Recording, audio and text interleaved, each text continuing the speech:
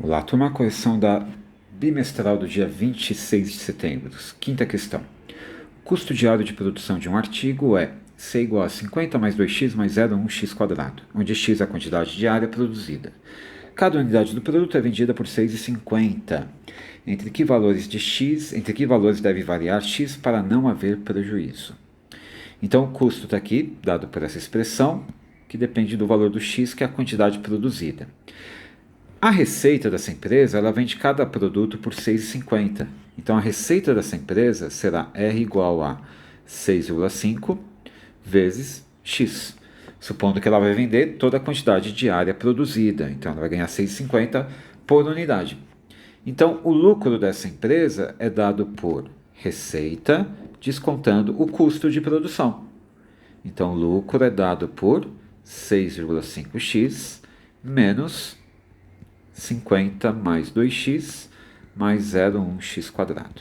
Então, essa conta, já dando uma ajeitadinha, é lucro igual a menos 0,1x quadrado, menos, vai ficar, né? Menos 2x com 6,5x vai dar menos 4,5x, ou mais, né? Mais 4,5x, e menos os 50. Então, essa é a função do lucro. Certo? É uma parábola com cavidade para baixo, né? E vamos começar então achando as raízes dessa função, desse lucro, dessa função lucro. Então, raízes. Então, quando que o lucro é igual a zero?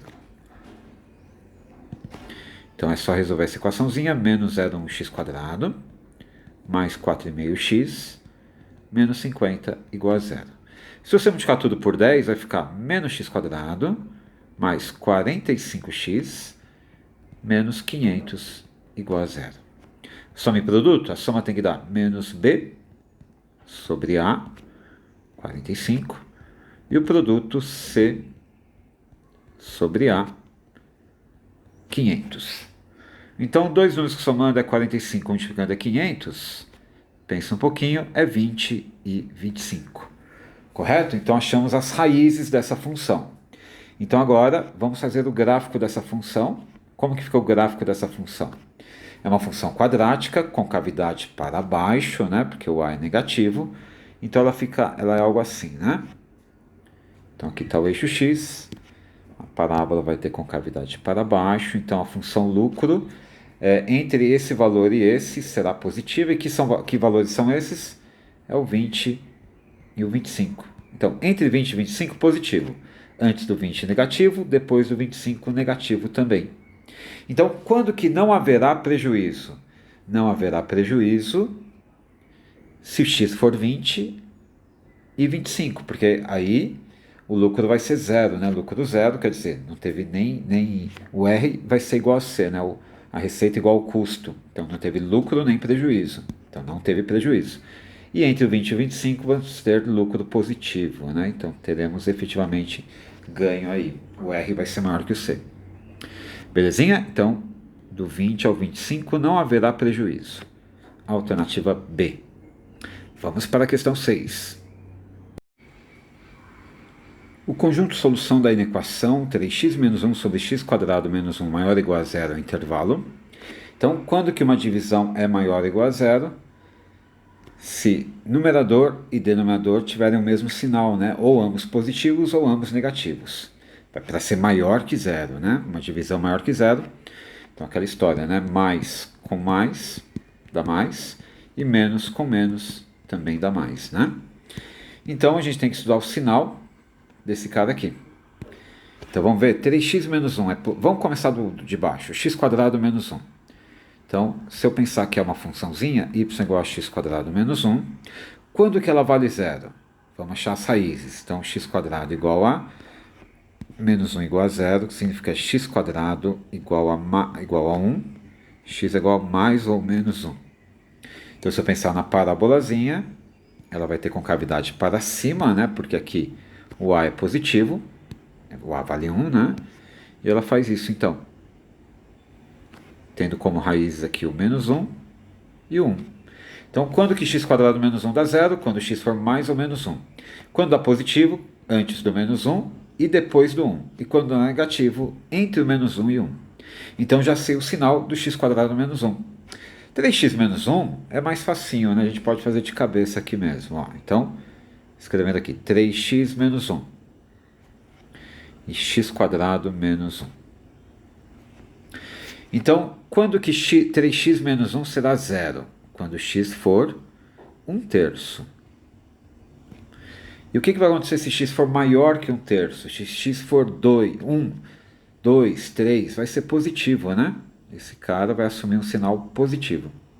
E antes do 1/3, se x for 0, menos 1, essa expressão resulta num valor negativo. Então, estou estudando para cada valor do x que eu coloco aqui, qual sinal essa expressão vai ter, positivo ou negativo. Embaixo a mesma coisa. Quando que x² menos 1 vai dar 0? Ou quando x for menos 1, ou quando x for 1. E o que acontece entre menos 1 e 1? Entre menos 1 e 1, ele assume valores negativos. Depois do 1, ele vai ser positivo e antes do menos 1 também. Ok? Agora a gente vai juntar as duas, né, numa divisão. Então, 3x menos 1, qual sinal vai ser? Terá 3x menos 1 dividido por x² menos 1. Então, isso vai depender de onde está o x que você está pegando. Deixa eu fazer com mais capricho aqui. Opa. Tá bem, então aqui está o menos 1, 1/3 e 1, que são as raízes de cada uma delas aqui, né, onde dá 0. Então agora é só fazer o joguinho de sinal. Menos com mais dá menos, menos com menos. Então se o x estiver entre menos 1 e menos 1, e menos 1 e 1/3, ambos aqui dão negativos. Aí quando dividir, vai dar positivo. Mais com menos dá menos, e mais com mais dá mais. Então o que eu quero? Maior ou igual a 0. Então onde vai dar igual a 0? Onde vai dar igual a 0, no x valendo 1/3 vai dar 0. Vai dar 0 em cima, né, no numerador. Repara que se x for menos 1 ou 1, dá 0 embaixo. Embaixo nunca pode ser 0. Então a gente deixa essa bolinha aberta e vai pegar onde é positivo, né, entre menos 1 e 1/3 e depois aqui do 1. Então o conjunto de solução seria do menos 1 até 1/3, não incluindo menos 1, incluindo 1/3, ou do 1 em diante, do 1 até o mais infinito. Esse é o conjunto solução. Ok? Tem alguma alternativa assim? Então, do menos 1 aberto até 1/3 fechado, do 1 aberto até o infinito é a alternativa E.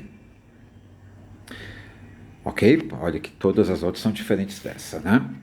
Bom, então essa foi a questão 5 e 6. No próximo vídeo continuamos. Até!